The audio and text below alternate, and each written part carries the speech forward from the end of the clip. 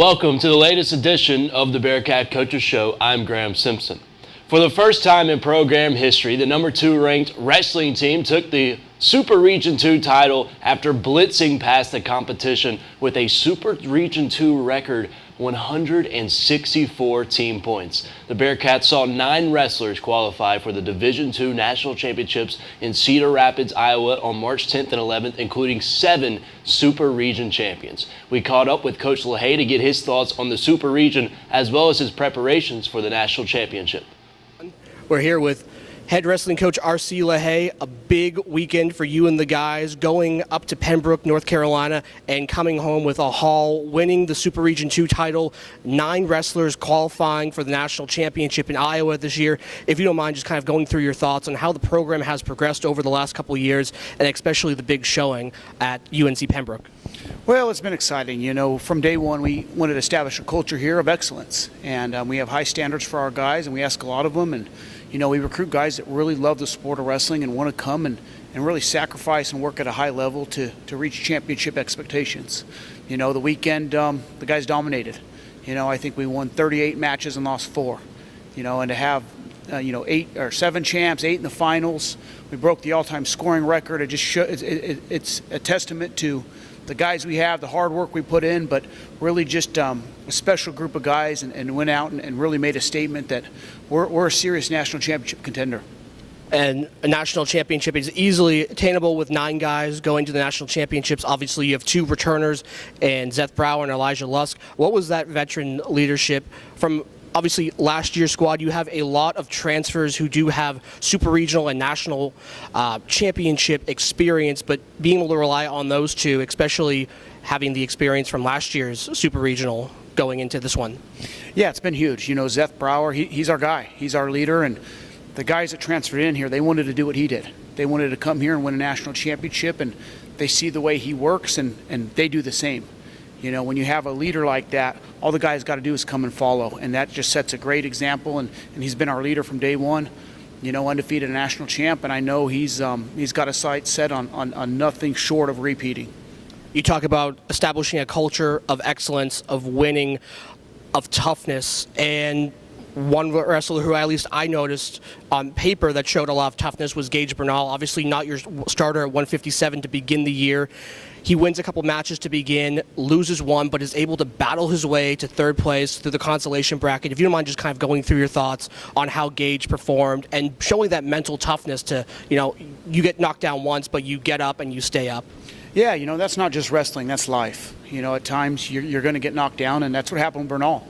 You know, he got upset in the semis, came back, battled back, and took 3rd. And, you know, he beat last year's NCAA Region Freshman of the Year to qualify. And I'm really proud of him and him getting down to 157 and really turning a corner. Obviously, you got some time before going out to Iowa. What's the message for the guys right now, especially those 9 that are going to be representing number 2 Lander Wrestling? Obviously, in the last coaches poll, just 2 points back of Central Oklahoma, you know, one of the premier wrestling programs in the nation. Our guys right now just fix the little things, you know, little positions. Most of the hay's in the barn. We just got to make sure everybody's healthy, firing all cylinders, and fix a couple little things as we prep for the trip to Iowa. Thank you, Coach. Lander Wrestling going to Iowa for the Division II National Wrestling Championships next week. Stay tuned for more of the Lander Bearcat Coaches Show. You've envisioned it before, your future. It's big and it's bold. Now, it's time to make it happen. Our experienced faculty and friendly staff work to provide a personalized and supportive academic experience that most institutions cannot match. Lander University offers fast, flexible, and affordable online and graduate programs for those who want to launch their career path to the next level. When you launch with Lander, the world will take notice. Learn more today at www.lander.edu. The men's basketball team finished their regular season with a 1-1 week. Lander beat Young Harris on Wednesday's senior night 83-53, while losing to Flagler 73-70 on a close one to close out the regular season on the road.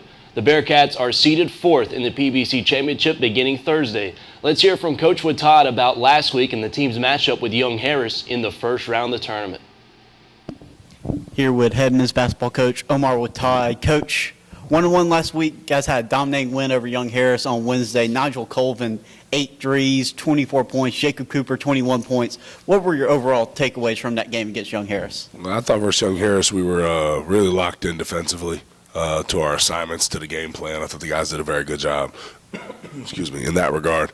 And, you know, making shots always helps, but I thought we touched paint, found each other, made plays for one another, hit open shots, ran in transition.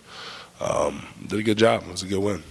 And then against Flagler, you guys shot pretty well from the field, shot 46%, but Flagler shot 55%. Yeah. What adjustments can you take away on defense heading into your guys' PBC tournament game this week?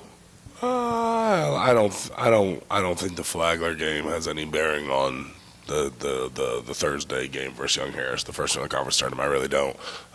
As far as what adjustments for Flagler, well, I don't think that'll pertain to Young Harris very much on the defensive side.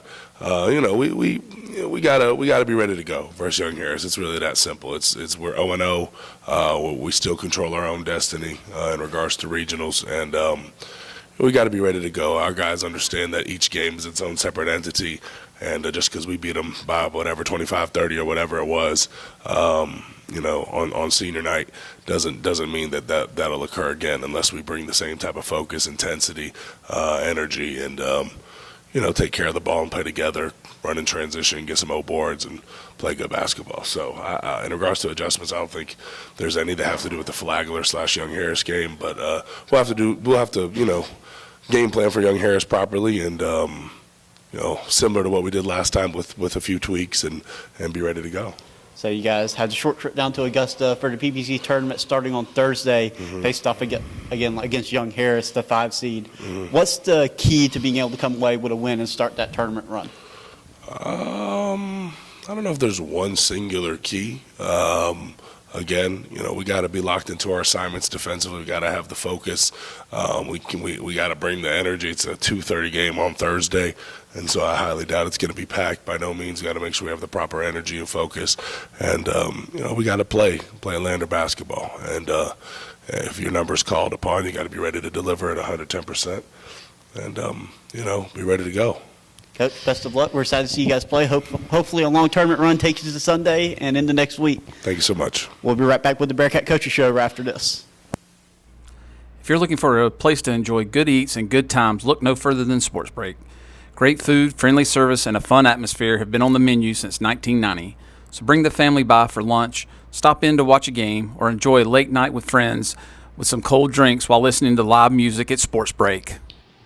The women's basketball team finished their season last week going 1-1, dropping their last home game to Young Harris before fighting off an 18-point comeback from Flagler to defeat the Saints 67-66 in overtime. Hear from Coach G about the Bearcats' win and Quadesia Langley being named PBC Freshman of the Year.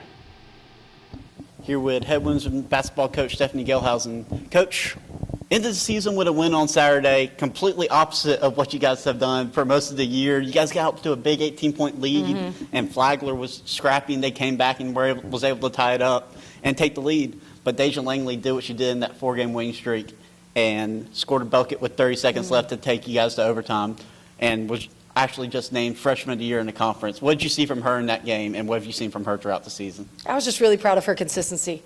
I mean, she's a competitor, and she fought all season long through the last buzzer, and she knew how much I trusted her. I put the ball in her hands for that layup, and for her to have the confidence as a freshman, absolutely deserving of Freshman of the Year, because that was a play that, in my opinion, would solidify it. And then in overtime, you guys have hit clutch free throws throughout the year. For example, Deja going 13 free throws, and Seacrest only missing 3 free throws all year. But this time it was Jakaya Parker with 5 seconds on the clock, game on the line, hitting 2 free throws to give you guys the 1-point lead. What was going through your mind when she was lining up for those free throws? Just take your time. Take your time. Take it one free throw at a time. And she just had a confidence about her. I mean, she ended up grabbing the loose ball and was going in transition. I didn't even think of calling a timeout just because of how confidently she was pushing. And so with that confidence, I just hope it carried over, and sure enough, it did. And then Tanaya Gordon, I think 24 points for her on Saturday, just absolutely led the team, clutch shots all around. What have you seen from her leading the offense in this latter stretch of the season?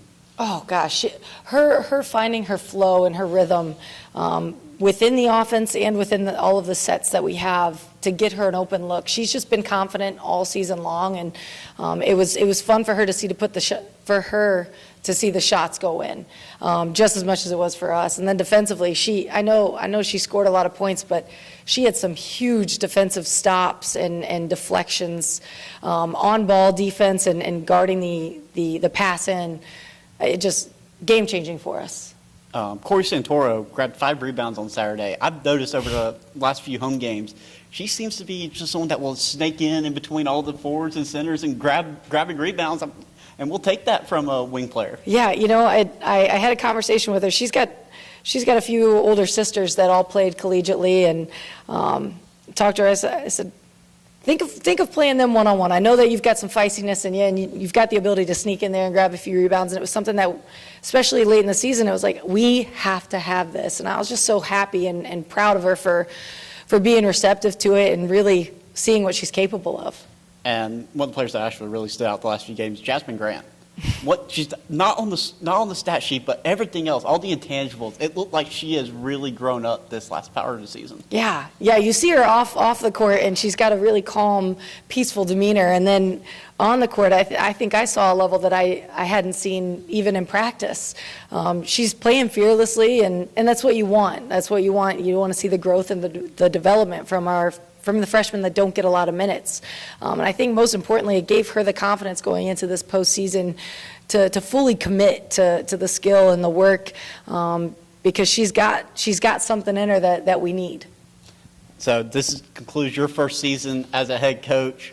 What are some of the lessons you took away from this up and down year heading into your second year in the fall?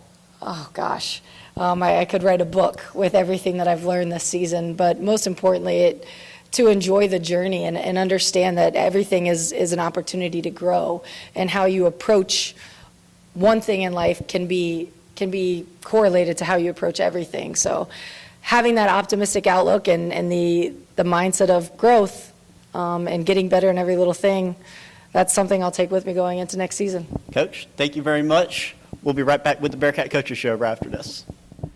Open since 1959, the Dixie Drive-In is home to the Dixie Cheese. A short-order restaurant with a family-friendly atmosphere, the Dixie Drive-In offers comfort foods like burgers, fries, and sweet tea. Located across the street from the Jeff May Complex at 600 Montague Avenue, be sure to plan your post-game meal at the Dixie Drive-In. The Lander men's lacrosse team battled their way to a 9-7 victory over regional foe North Greenville on Saturday at the Van Taylor Stadium, with Brandon Perkins and Nolan Oakey both scoring 3 goals in the win. We talked to Coach Lepore about the win and the team's game against Embry-Riddle in Savannah on Friday. We're here with head men's lacrosse coach Tony Lepore. A big regional victory over North Greenville. They always seem to play you tough, winning 9-7. If you don't mind just kind of going through your thoughts on a day where the weather had impacted the field and it wasn't exactly the cleanest game for either team.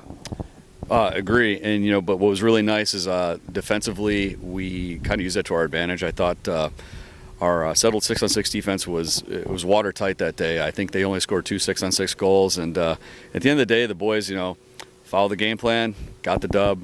Good on the boys. A couple guys showing up. I think Olin Noki scored 3 goals. Brendan Perkins scored 3 goals to help lead you guys offensively. Not exactly a high-scoring game, but what have you seen from those two, at least offensively speaking, so far this season? Well, a real study in opposites. Oki's been a very consistent performer for us on the offensive end. The entire time he's been here, it's almost like he's programmed to get 3 goals a game for us every single game. Shoots the ball well, gets himself open really well, picks up a lot of tough ground balls on the inside. We love that guy. And Perk, he's been working his way up the depth chart last few weeks. Been playing well in practice.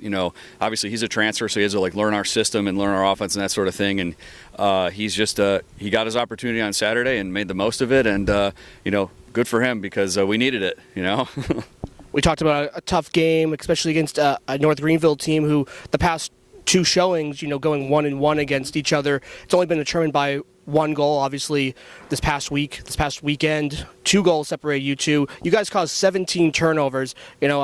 What's that say about the defense, moving forward, especially if you're able to cause 17 turnovers against a North Greenville squad who always seems to play everyone really close? That's a great point. That's credit to our assistant coaches. Coach Gifford and Coach Salter in particular have been working on that a lot in practice these past few weeks. We want to utilize the athletes that we have on the defensive end, applying more ball pressure, and just getting teams uncomfortable. And we did a really good job of that on Saturday, and it really they gave us some extra possessions, in a timely manner because we weren't clearing the ball terribly well. So it was great. Anytime you can leverage that possession advantage, you got to take it. And so cause turnovers, I'll take them. We love them. You continue a very strong non-conference schedule going against a Sunshine State Conference opponent in Embry-Riddle. You had a nice little cherry on top having to go to Savannah, meet each other halfway. What challenges does that present? It's not like you're not used to going on the road, 4-ish hours, but, going to a neutral site event, how does that kind of add a wrinkle into the fold? Well, the first challenge, of course, is it's Embry-Riddle, and they're a very good team. They've already won some big road games.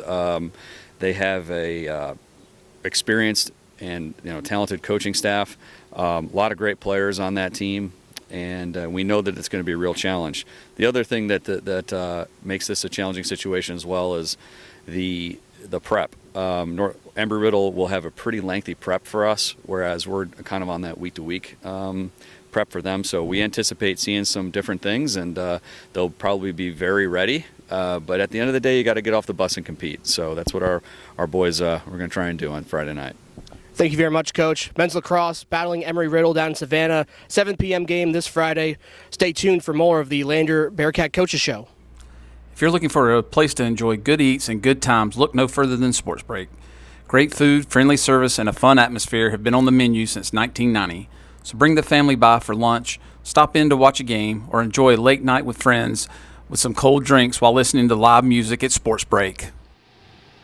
The Lander baseball team went 1-4 this past week, finishing up its series against number 5 Columbus State with a 13-10 win on Sunday. Hear from Coach Burke about the team's upcoming week. We're here with head baseball coach Jason Burke. A bit of an up and down week, but you finished strong. A very solid win against number 5 Columbus State. If you don't mind just kind of taking us through your thoughts on how the week went and kind of touch on the important win against Columbus as you now focus your attention on former PBC foe Francis Marion. Yeah, I mean, this is a hard week, obviously. I mean, you got Wingate coming in here, national champion 2 years ago. I believe they were number 12 in the poll coming in. Then you got Columbus State coming in here, number 5, in the PBC preseason pick to win it all. Won the regular season last year as well and was one game away from going to the World Series last year. So 2 tough opponents coming in here to play us. We like that. We want to play good competition.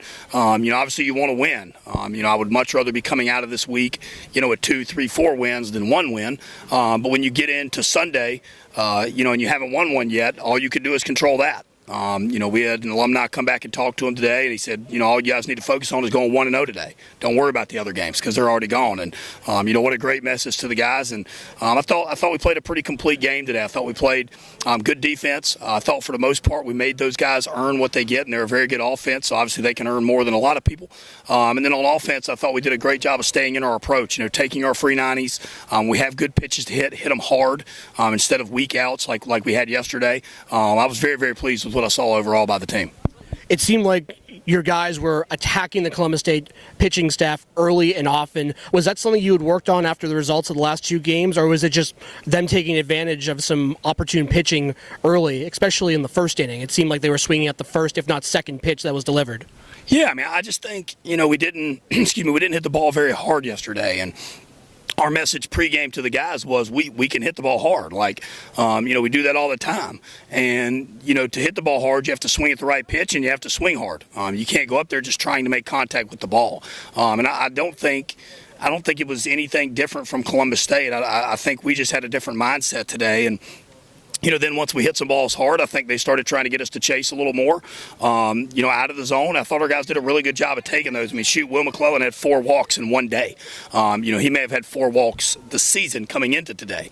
I think we just got more selective. I think it was either I can hit this ball hard and I'm swinging, or I can't hit this ball hard and I'm taking it. And, to me, that's what good offenses do. You talked about the walks from Will McClellan, but it seemed like your guys were very selective with their swings. When they were swinging, they were making solid contact. But I think it was about 7-8 walks total for the team, and then about 5, maybe even 6 times your guys got hit by pitches. And we've seen a lot of guys get hit by pitches this season. If you don't mind just kind of talking about the importance of getting those free bases. And in a game like this, you really made Columbus State pay. When you're getting 12, 13 extra bases, you can start to really move guys along, and even sacrifice flies can put them into scoring position, if not score them outright. Yeah, I mean, we've put a huge emphasis on productive at-bats. Coach Stanek does a quality at-bat chart, just like, a lot of schools do. But even bigger than that, we've put an emphasis on being tough outs and being tough in the box. I don't know that we've gotten out of a pitch that's been able to hit us gotten out of the way of it this entire season. Our guys are doing a really good job of holding the batter's box, holding their spot, taking the HBPs, whereas a lot of teams will jump out of the way of that. They don't want to get hit. We've got guys that have embraced that, that enjoy that side of it, to get those free 90s and fire your team up with an HBP. So again, I think our guys did a good job today of staying in what we're trying to get them to do, which is, you get a hittable pitch, hit it as hard as you can. You don't take it, move on to the next one. If they're willing to throw it at you and hit you, stand there and take it, and it'll benefit the team in the long run. Ethan Wilder had a very good game here in Game 3 of the series. I think 5 ribbies, 3 to 4 hits, came around the score a couple times. If you don't mind just talking about his performance today. Yeah, I mean, Ethan is kind of like you said, an aggressive hitter. Ethan hits early in the counts. If you look at Ethan's at-bats over and over and over again, you're going to see a lot of swinging first pitch. You're going to see a lot of swinging within the first 3 pitches for sure. And I think, he has a wider zone of pitches that he thinks he can hit hard than a lot of guys. And most of his balls today were hard on the line. He didn't try to lift them. The last couple of games, he's tried to lift a lot of balls and hit some really hard F8s and, F9s and but those are outs. Coach Stanek talks to guys all the time about, hey, man, let's lower our sights. Let's try to hit the hard line drive, and if we happen to hit it a little higher, that's when we hit the home run. But I thought he did a really good job of keeping the ball on the line and staying true to himself, which is if I get a pitch early, I'm going to hammer it. And if you don't mind just kind of touching on Cooper King, another solid performance from him, going 5, and then Bennett Nance getting, you don't really see it too often, but a 4-inning save, came in, kept the deficit, kept the lead in check, had, I think, 3-4 Ks, so the strikeout numbers are starting to improve as he starts to come back from an injury. Yeah, I mean, Cooper did a nice job. I don't think Cooper had his best stuff today. Obviously, he did versus Buford and went, 8 innings plus. But, I think for this offense, Columbus has got a good offense. I've said that a few times already, and, I thought Cooper made them earn it late in the start. Early in the start, he was giving up too many free 90s, giving them more base runners than we would like, and, you give guys opportunities to drive runners in that have been all conference players and PBC freshmen of the year before. A lot of times they're going to cash it in. With Bennett Nance, yeah, he had an unfortunate injury to his ankle right before the season started, but what you saw was the plan. We planned on having him and Bowen in the back end, and Bowen being more of a 1-inning, 2-inning guy that can really go in there and blow it out with some velocity, and we plan on Bennett Nance being an extender. I think the ability to throw someone out there for a 3 or 4 inning save, you just don't see it a lot anymore. And one of the best teams in the Peach Belt last year had that, and I thought it made them a lot better team. We thought Bennett Nance could be that for us. It was really cool to see something that you had kind of planned in your head work out, and be able to give him the ball in that situation and be able to let him ride.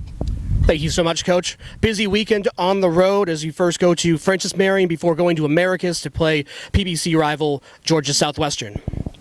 You've envisioned it before, your future. It's big and it's bold. Now, it's time to make it happen. Our experienced faculty and friendly staff work to provide a personalized and supportive academic experience that most institutions cannot match. Lander University offers fast, flexible, and affordable online and graduate programs for those who want to launch their career path to the next level. When you launch with Lander, the world will take notice. Learn more today at www.lander.edu. The Lander women's tennis team went 1-1 last week, including a 5-2 victory against Emmanuel, and fell to Belmont Abbey last Saturday in a close match 4-3. We talked to Coach Allison about the team's performance and their match against Francis Marion Thursday. We're here with head women's tennis coach, Coach Allison. Coach, last week you guys went 1-1, had a nice win over Emmanuel, then lost a heartbreaker to Belmont Abbey on Saturday. What did you think about the team's performance last week? Emmanuel, they was really routine. They did a good job. They showed up. Belmont Abbey was really upsetting and kind of a wake-up call to the team. And so hopefully we either learn from it and we don't let that happen again, or we let it haunt us, and that's really up for the team to decide. And that's something we talked about after the match. And so really this week at practice, they're going to have to prove it to me with their actions. And so we'll see moving forward. And Millie Ellsborg has really been rolling here for you. She's currently 5-1 on the singles. Can you talk a little bit about her play so far early in the season? Yes, I think Millie's just really comfortable. I think she's happy here and she believes in herself. And it's just been really good to see her just show up at matches. And it's really important that we can have somebody that we can count on, and she's just been that for us this year, especially with all the injuries we've had. So I'm really proud of her, and I hope it continues so that she can finish this season off the way she started. And then this week you've got Francis Marion on Thursday here, and then you travel to Augusta. What are you looking for from the team on Thursday prior to opening up Peach Belt play against Augusta? Yeah, so first I hope that we can get healthy. I think, we've just been battling some injuries and sicknesses, so I'm hoping we can get healthy this week and really just show up. I think kind of recover from a bad loss and before the Peach Belt competition will be really huge, and go right into conferences. Augusta is really good last year, and so it'll be interesting to see how they are this year. Well, Coach, thanks and good luck this week. We'll talk to you again next week. Thank you. All right, thanks. You've envisioned it before, your future. It's big and it's bold. Now, it's time to make it happen. Our experienced faculty and friendly staff work to provide a personalized and supportive academic experience that most institutions cannot match. Lander University offers fast, flexible, and affordable online and graduate programs for those who want to launch their career path to the next level. When you launch with Lander, the world will take notice. Learn more today at www.lander.edu. The 12th ranked men's tennis team is now 7-0 after dominating in 2 performances last week. The Bearcats welcomed Emmanuel to town last Wednesday and tamed the Lions in a 7-0 rout. They also earned their first conference win of the season on Sunday, beating Augusta 6-1 in a battle of undefeated teams. Hear from Coach Simpson on how the team is doing. Okay. I'm here with men's tennis coach Brett Simpson. Coach, another great week last week for you. Last week in non-conference you beat Emmanuel 7-0 and then went to Augusta on Sunday in a battle of undefeated teams, took down the Jaguars 6-1. How did you feel about your team's play last week? Yeah, we played against 2 similar teams actually. They're very close in level. I can see why Augusta had won most of their matches. I mean, they showed a lot of fight. It was a good match against Emmanuel. We got all 7 points against them, so they're going to do well in their conference. So we'll see how that goes. And Augusta, it was a tough match. They were pretty strong in all positions, so we really had to battle. Conditions were hot on Sunday, probably the hottest conditions we've played in this season, so we had to, get through that. And it was a good, solid performance by us.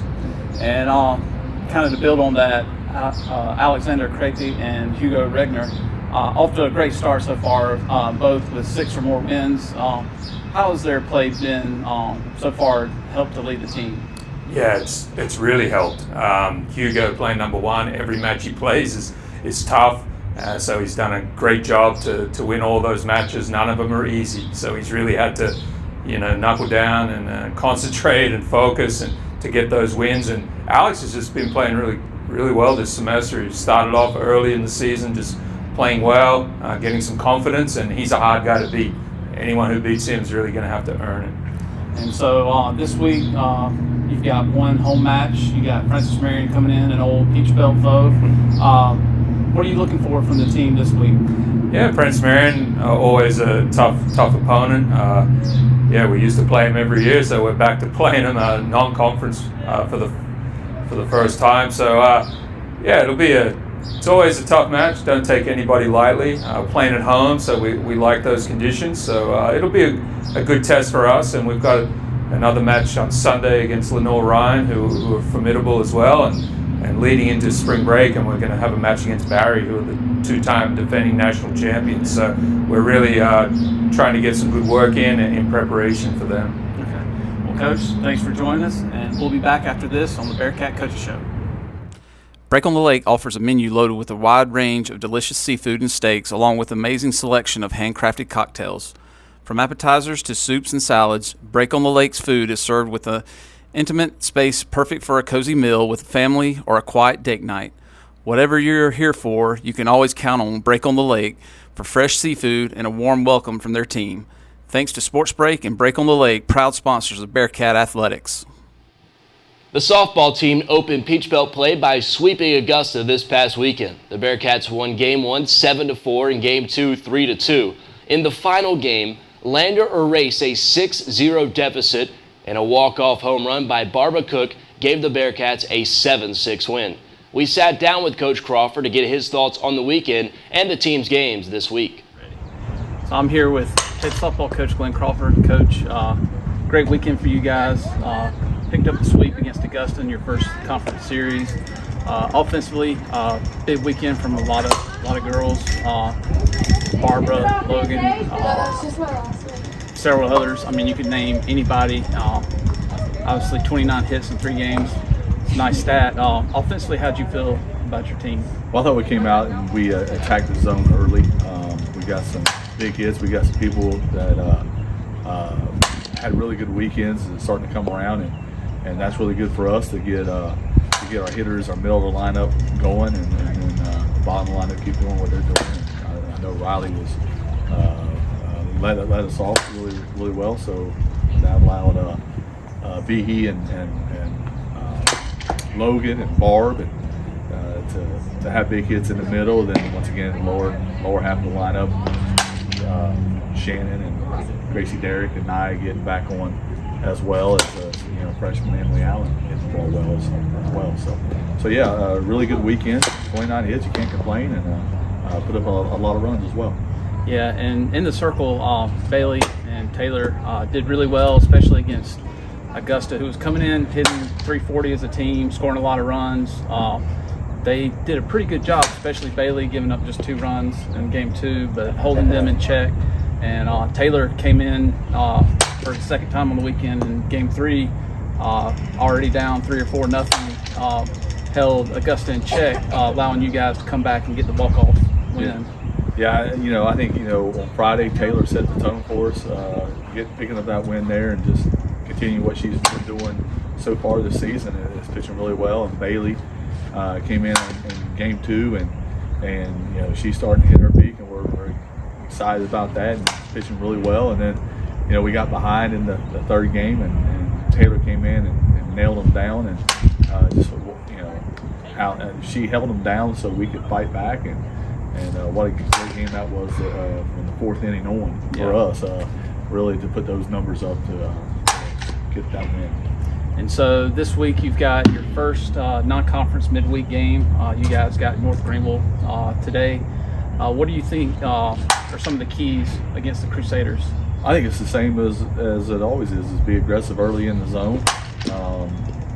Hit the ball where it's pitched, have good pitching, play good defense, and then run the bases well. I think that's what we are, do the fundamental things and keep doing that, and just keep getting better. It's another non-region game, so it's definitely important to us to get that. But by no means are we going to overlook them. And North Greenville is always good and scrappy, and they're going to be a tough opponent.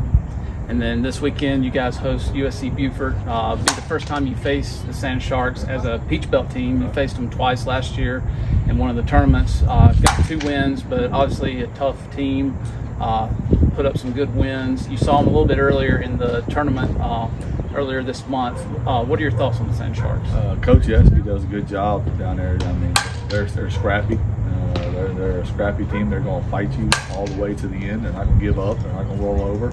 They're going to put the ball in play, and I know she has some good pitching, so it's going to be another hard Peach Belt conference series, and we'll be ready. And once again, just do what we do. Worry about us, and if we do what we're supposed to do, we should be fine. Well, thanks, Coach. Thanks for joining us, and we'll be back after these messages to the Bearcat Coaches Show. Open since 1959, the Dixie Drive-In is home to the Dixie Cheese. A short-order restaurant with a family-friendly atmosphere, the Dixie Drive-In offers comfort foods like burgers, fries, and sweet tea. Located across the street from the Jeff May Complex at 600 Montague Avenue, be sure to plan your post-game meal at the Dixie Drive-In. The women's lacrosse team went 1-1 last week as they took down Anderson 16-5 on Wednesday behind 6 goals from Alyssa Sukan. The Bearcats then dropped their first game of the season on Saturday as they fell 15-5 to number 12 Wingate. Hear what Coach Cecile had to say about last week's performance and their upcoming games against Limestone and Catawba this week. Here with head women's cross coach Bob DeShiel. Coach, you guys had a 1-1 week last week. Started off on Wednesday with a pretty dominant win over Anderson. Just overall thoughts on your team's performance? Really pleased about how we did at Anderson. Came out hot. Got out to a 10-2 lead at halftime, and then really finished the deal in the second half. Got to close it out with getting everybody in, everybody making an impact, which was awesome. And it's good to get a road win at night under the lights. Alyssa Sukan, a little bit of a question if she had 7 goals or 6 goals, but it doesn't matter. She really led that offense in the game against Anderson. What did you see from her to help spark that offensive output? Absolutely. She's always rock solid on offense and always is able to get her own shot and finish and also create for others. What was really cool that I saw against Anderson is that she was able to create a couple second chance opportunities. I think one was off of a pipe and then one was off of a loose ball, and was able to put it in the back of the net, which we've really been stressing, getting second chance goals, and she did a great job of that. And then you guys had a tough game against Wingate the other day. Top 15 team, really, really talented. What did you see for your team's performance, even though in the defeat? They battled for 4 quarters. It was fantastic, and you saw that with 2 goals in the last 5 minutes. Wingate's a fantastic team, one of the best in the country. It was great to see. We really stressed. We wanted the special teams categories like ride, clear, and draws to be successful, and I thought I was really proud that we did really, really well in all 3 of those categories. We won the draw category, cleared very well against their man ride, and then we caused a lot of turnovers in our ride. So I was very proud about that. Obviously not the outcome that we wanted, but I think we can take a lot of positives from it moving forward. So you guys have 2 more SAC opponents this week in Limestone and Catawba. Limestone usually one of the top teams in the South Atlantic Conference, usually nationally ranked. What's your message to the team heading into this week? Just to stay focused and be fired up, and we all know that Limestone's a huge win for us, and we remember last year getting a 1-goal win in the last minute. I'm sure they do as well, so we know it's going to be a big one under the lights, 7 o'clock on Wednesday, and just then stay focused as we get to Catawba on the road on Saturday. So it's just another big week with 2 out-of-conference games, but just stay on track. Coach, best of luck. We'll be right back with the Bearcat Coaches Show right after this. That's all the time we have. Join us next week on the Bearcat Coaches Show.